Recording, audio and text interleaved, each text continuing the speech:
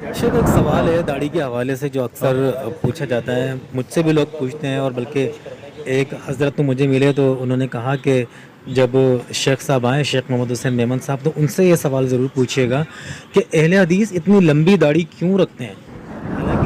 حالانکہ صحیح حدیث سے کچھ صحابہ اکرام کا عمل ملتا ہے کہ وہ داڑھی کو ایک مٹھ رکھا کرتے تھے اور وہ داڑھی کو کاٹا کرتے تھے. تو جب صحابی سے ہمیں یہ عمل ملتا ہے تو اس سے یہ بات واضح نہیں ہو جاتی ہے کہ اتنی داڑھی لمبی رکھنا ٹھیک نہیں ہے؟ کیونکہ نبی صلی اللہ علیہ وسلم نے داڑھی کو معاف کرنے کو تو کہا، لیکن صحابی کے عمل نے یہ ہمیں بتا دیا کہ اتنی لمبی رکھنی ہے. شیخ کیا بغیر سترے کے نماز پڑھی جا سکتی ہے؟ مثال کے طور پہ اگر ہم مسجد میں ہوں اور مسجد بالکل خالی ہو، کوئی نہ ہو مسجد میں، تو کیا اس وقت ہم بغیر سترے کے نماز پڑھ سکتے ہیں، یا اس وقت بھی لازم ہے کہ ہمارے سامنے سترا ہو اور پھر ہم نماز پڑھیں؟ ذرا یہ بتا دیجیے. بغیر سترے کی نماز ہو جاتی ہے، لیکن بہتر یہ کہ سترا ہونا چاہیے، تاکہ یہ کہ آپ کی نماز کی پروٹیکشن رہے. آپ سترا گاڑیں، یہی سنت ہے نبی علیہ السلام کی. نہیں، اگر مسجد میں سترے تو آپ گاڑ نہیں سکتے، پکے فرش ہیں تو دیواروں کے قریب ہو جائیں. ٹھیک ہے جی، سبحانک اللہم. جی شیخ نماز کے بعد اکثر لوگوں کو دیکھا ہے کہ فرض نماز سے فارغ ہونے کے بعد انگلیاں چٹکاتے ہیں یا ہاتھوں میں انگلیوں میں انگلیاں ڈال کے بیٹھ جاتے ہیں. تو یہ شریعت کی روح سے کیسا ہے کرنا؟ یوں کرتے ہیں، تشبیق دینا وضو کے بعد جو ہے اس کو مناسب اور اچھا عمل نہیں قرار دیا گیا. فرض نماز کے بعد عموماً لوگ کھاتے ہیں، نہیں کرنا چاہیے، یہ تھوڑی سستی کی دلیل ہے. یوں کر کے سستی ہے، اچھا عمل نہیں ہے سمجھا گیا شریعت میں. اس کو وعید کچھ بھی نہیں ہے اس کے اوپر، لیکن اس عمل کی تحسین نہیں کی گئی، اچھا نہیں مانا گیا. جی شیخ کیا آستینیں کھلی ہوں ہماری اور ہم نماز پڑھ لیں، یا پھر یوں کہیں کہ آستینیں بعض اوقات لوگ آستینیں چڑھا کر آستینیں موڑ کے نماز پڑھتے ہیں، تو کیا اس طریقے سے نماز پڑھنا ٹھیک ہے؟ آستینیں موڑ کر جو نماز پڑھتے ہیں یہ درست نہیں ہے. آستین کھول کر اس کے کف کو بند کر دیا جائے، یہی زیادہ بہتر ہے، کیونکہ نماز میں کپڑوں کو سمیٹنے سے نبی پاک صلی اللہ علیہ وسلم نے بالوں کو کپڑوں کو سمیٹنے سے منع کیا ہے. تو یہ سمیٹے ہیں، آپ سمیٹ رہے ہیں، یہ تو سمیٹے نہیں، اس کو کھول کر اس کے کف تک بند کر دینی چاہیے.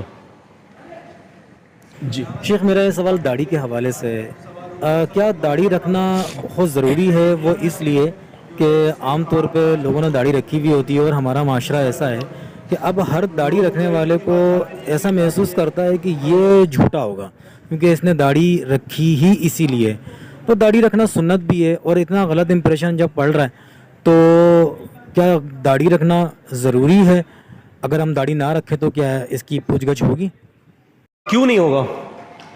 دیکھیں نا، نبی علیہ السلام فرماتے ہیں کل امتی یدخلون الجنہ الا من ابا، ہر امت، میری امت کا ہر فرد جنت میں داخل ہوگا سوائے اس کے کہ جو انکار کر دے. قیل من ابا، صحابہ نے فرمایا کس نے انکار کیا؟ آپ نے فرمایا من اطانی دخل الجنہ ومن عصانی فقد ابا، جس نے میری اطاعت کی وہ جنت میں چلا گیا، جس نے میری نافرمانی کی اس نے جنت میں جانے سے انکار کر دیا. اہل علم اس بات کے اوپر متفق ہیں کہ داڑھی رکھنا فرض ہے. وہ ایک الگ اختلاف ہے کہ ایک مٹھ یا اس سے زیادہ، وہ ایک الگ اختلاف ہے. یعنی کم از کم ایک مٹھ داڑھی رکھنا جو ہے وہ فرض ہے، فرض ہے ہمارے اوپر. اس کو اللہ کے رسول صلی اللہ علیہ وسلم نے وعف اللحیہ کا جو حکم دیا ہے یہ امر کا صیغہ ہے کہ داڑھی کو چھوڑ دو. لہٰذا جو شخص داڑھی کو نہیں چھوڑتا، کترواتا ہے، تو وہ ایک بہت بڑے کبیرہ گناہ کا ارتکاب ہے، رسول کی بہت بڑی نافرمانی کر رہا ہے. میں نے جیسے بتایا آپ کو کہ اللہ کے رسول کی نافرمانی کرنے سے، کسی بھی سنت کو چھوڑنے سے اس کے دوسرے اعمال کی بھی توفیق اس سے چھن جائے گی. ہر ایک عمل کا تعلق دوسرے عمل کے ساتھ ہے. تو لہٰذا جو ہے داڑھی کو رکھنا فرض ہے. اور آپ سمجھ لیں کہ ہم اصل میں غلط فہمیوں کا شکار ہیں. یہ داڑھی یا کوئی بھی نیک عمل اگر ہم کہتے ہیں نا کہ ہم ذہن میں یہ آتا ہے کہ یار ابھی لمبی زندگی ہے، ایک بات. اچھا دوسری بات یہ ہے کہ آپ کسی داڑھی منڈے مسلمان کو بولیں گے نا کہ یار تو سب سے زیادہ محبت کس سے کرتا ہے، وہ یہی کہے گا کہ میں اللہ کے رسول سے محبت کرتا ہوں، جبکہ وہ جھوٹ بول رہا ہے. جھوٹ اس لیے بول رہا ہے کہ جس سے محبت کرتا ہے اس کے طریقے کو اس نے اپنایا ہوا ہے، اور جس سے محبت نہیں کرتا نا اس کے طریقے کو چھوڑا ہوا ہے نا. تو بات یہ کہ انت مع من حببتا، نبی صلی اللہ علیہ وسلم نے صحابی سے فرمایا تھا کہ تو اس کے ساتھ ہوگا جسے تو محبت کرتا ہے، اور شرعی اعتبار سے محبت دراصل اطاعت کا نام ہے۔ اور میں یہ بھی بتاتا چلوں معافی کے ساتھ، بہت سارے ایسے لوگ ہیں کہ ان کو کہہ کے تھک جاتے ہیں، داڑھی کا رکھتے نہیں ہیں، اس کا مطلب ہے کہ دل سخت ہو چکے ہیں اور ان کے لیے وہ بدنصیبی کی علامت ہے۔ سوچیں، صحابہ کرام کا تو ایسا تھا کہ نبی علیہ الصلوۃ والسلام گردن مانگتے تھے تو خوشی خوشی اپنی گردن کو پیش کر دیتے تھے کہ اللہ کی قسم یہ رہی ہماری گردن، آپ جب حکم دیں۔ آپ دیکھا نہیں آپ نے امام ابو داؤد نے سنن ابی داؤد کے اندر ذکر کیا ہے، ابن کثیر نے البدایہ والنہایہ میں، ابن اسیر نے اسد الغابہ کے اندر، اور دیگر محدثین نے اپنی اپنی کتابوں میں ذکر کیا ہے کہ حنظلہ رضی اللہ تعالیٰ عنہ کی شادی کی رات تھی، شادی کی رات ابھی غسل کیا نہیں ہے، نبی علیہ السلام کی طرف سے جہاد کا اعلان ہو گیا، غسل تک نہیں کیا اور جہاد کے لیے چلے گئے اور شہید ہو گئے۔ اللہ کے رسول صلی اللہ علیہ وسلم نے دیکھا کہ سر سے پانی ٹپک رہا ہے، آپ نے فرمایا کہ اس کو فرشتوں نے غسل دیا ہے، اور ان کا نام غسیل الملائکہ رکھ دیا گیا کہ یہ وہ بندہ ہے کہ جس کو فرشتوں نے غسل دیا ہے۔ یعنی جب حکم آتا ہے تو اس کی یہ ہوتی ہے تابعداری کی مثال۔ تو بہت سارے اس کے نقصانات ہیں بھائی، سوال ہوگا؟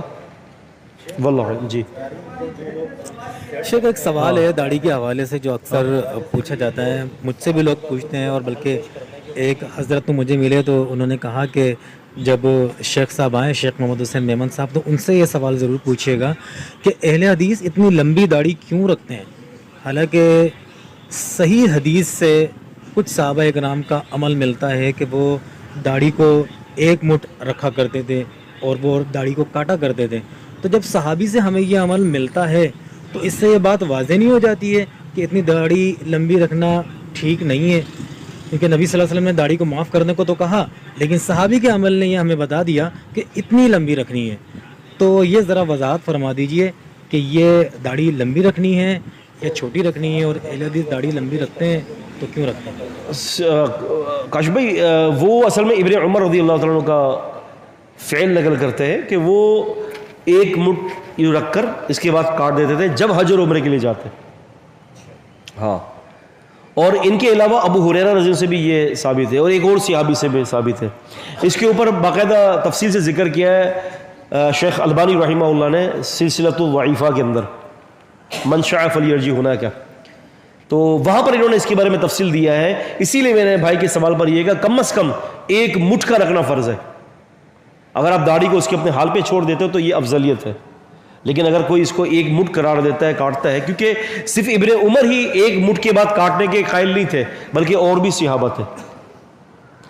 تو بعض فقہا نے یہ لکھا ہے کہ اس سے پتہ چلتا ہے کہ کوئی نہ کوئی ان کے پاس کوئی اصل ہوگی، ورنہ ابن عمر جیسا بندہ کہ جو ہر چیز میں سنت کے لیے جان قربان کرنے والا ہے، وہ کیسے کر سکتا ہے؟ یہ افضل عمل یہ ہے کہ داڑھی کو چھوڑ دیا جائے، اور اگر کوئی اس کو وہ کرنا چاہتا ہے تو کم از کم ایک مٹھ رکھنا جو ہے اس کے لیے فرض ہے۔